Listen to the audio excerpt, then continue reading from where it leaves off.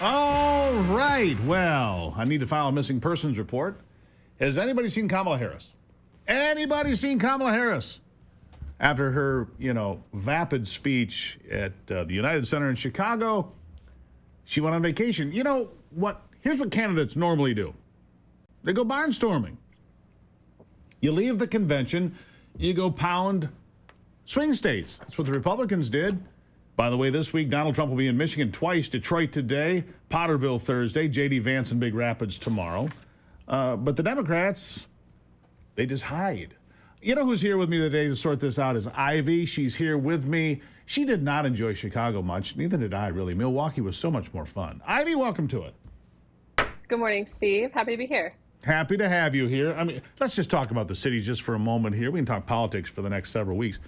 But Chicago, I mean, it had a couple of nice places and decent things, but Milwaukee was just so much more fun, wasn't it? It was. It was cleaner. The people were nicer. The restaurants were better. It just seemed to me that Chicago's turned into a bit of a crapshoot, and it's too bad because it can't. Years past, many years ago, I remember it being a fantastic city, and quite frankly, I think it was last summer we were in New York for a wedding, and we enjoyed that a lot more than Chicago. I can tell you that. We did. That says something. When you say crapshoot, the operative word in that sentence is crap. Chicago. I mean, there were some areas I went to that you weren't with me after you kicked me out of the car and ran home. Which is while the car was moving, by the way. Well, yeah, at 35 miles an hour. I didn't skin my knees badly. But anyhow, so there are some areas of the city. They're still quite nice, but there are areas of the city that are just horrid. And it's just a terrible place in many ways. And I don't know, Milwaukee just seemed better. Yeah, I'm pretty sure that the first day we were there, the corner that we were on there, we saw a few drug deals go down. So, multiple drug that's deals. Always comforting. Like, hey, you need a couple of doobies. Hey, what do you need? Hey, smack. Yeah, anyhow.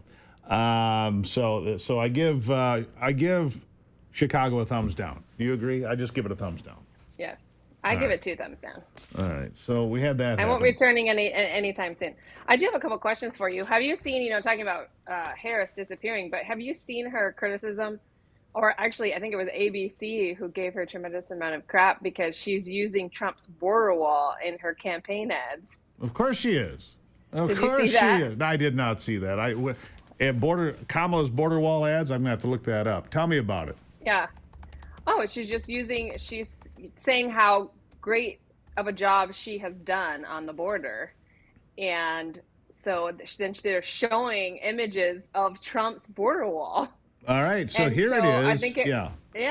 Let's see here. Trump supporters calling out Kamala Harris for flaunting the U.S.-Mexico border wall in a campaign video after ripping former President Trump for proposing such a barrier.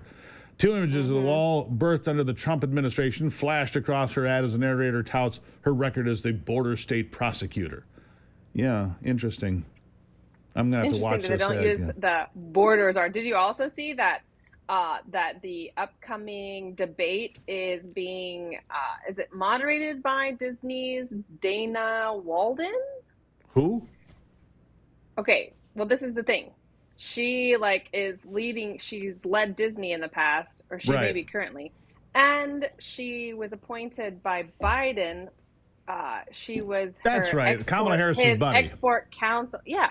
So it's like, this is just ridiculous. How can you allow And this is why, happen? by the way, this is why Kamala turned down Fox, NBC, CBS, CNN, all of them. They took ABC because they're insulated. They have buddies there. But I look, there's a reason that she's in hiding. There's a reason there's a missing persons report filed here today for Kamala Harris because she is missing 30, maybe it's 38 days. It's been a long time since Kamala Harris has done any interview. I mean, she's been the candidate for almost 40 days, 0 interviews because she can't, Ivey. She can't do it. No, she's not capable of answering real questions.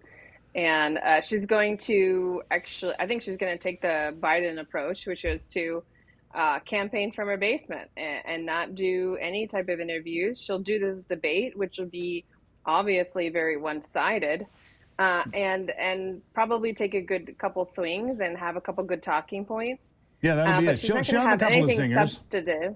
She'll have her zingers like she did to Joe Biden, where she called him a racist during the debate back in 2019 and said that she was a little girl on that bus and da-da-da-da. she'll have zingers. And what will happen is those zingers will be what gets played over and over on ABC and CNN. That's what's Right. going to happen as they continue to prop up a completely useless candidate. You know, platitudes Right. And I and don't joy. necessarily agree with what you keep saying she doesn't have any policies, but I think she does have policies. I think she's soft on crime. That's a policy. She's for gun confiscation. She's for banning fracking. Those are all policies. Well, I'll give you that, but Um, here's what I mean by this. She has no policies except what is politically expedient. If taking guns is good, she'll do it. If leaving guns is good, she would do that. If raising taxes is good politically, she'd do it. If lowering taxes, she doesn't have any principles. She has no foundational principles. Therefore, her policies are whatever the hell they are for that given day. That's my point. no, I agree. She's a chameleon. Right. Whatever suits the day in terms of the talking points are what she's going to go with, and so I completely agree with that. But let's not deny that she does have policies, and they're policies that are bad for America and Americans. Well, they are bad for Americans. Meanwhile, you've got a running mate who says that freedom of speech is not absolute when it comes to disinformation and hate speech. Yeah. Of course it is, jackass. Sorry, Tim.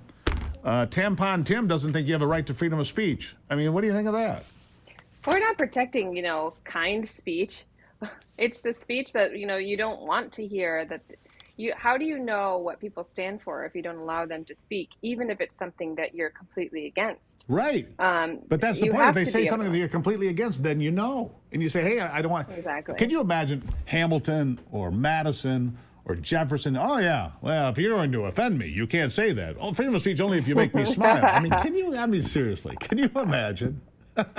Yeah, it's Well, ridiculous. they were just coming off of British rule and realizing that they had zero rights in terms of freedom of speech, and realized how important that was. The most protected should be the one that you don't agree with. Yeah, Anthony, tune up bite number 7 real quick. Just so the folks know exactly what I mean about Tim Walz. Bite 7, roll that. I think we need to push back on this. There's no guarantee to free speech on misinformation or hate speech, and especially around our democracy. I think we need to push back on this. There's no guarantee to free speech on misinformation or hate speech, and Of course especially there's a around our guarantee, democracy. jackass. Of course there is. Wait. Hold on a second. Ugh. So let's talk about Russian collusion. Let's talk about all these things that the mainstream media are pushing. And he's talking about, false Misinformation. information. Give me a break. Yeah, fair point. That's Tim Walz, the dictator of Minnesota, a guy who had his and I can't decide which is worse: the fact that Didn't he told shoot police rubber paintballs. bullets at a was it paintballs? Yeah, paintball guns shooting at his. But I can't decide which is worse: the fact that he ordered it to be done to people sitting on their own porches, or the fact that police and the National Guard said, "Okay, we'll do that." I can't decide which is worse. Anyhow, That does trouble me a little bit. yeah, all right. A lot of it. A lot of it. Yeah, Ivy, thank you as always. You look marvelous. Thank you, Steve. Happy to be here. All right, take a break. Be back. It is the Steve Gruber Show with my better half, Ivy. Back after this.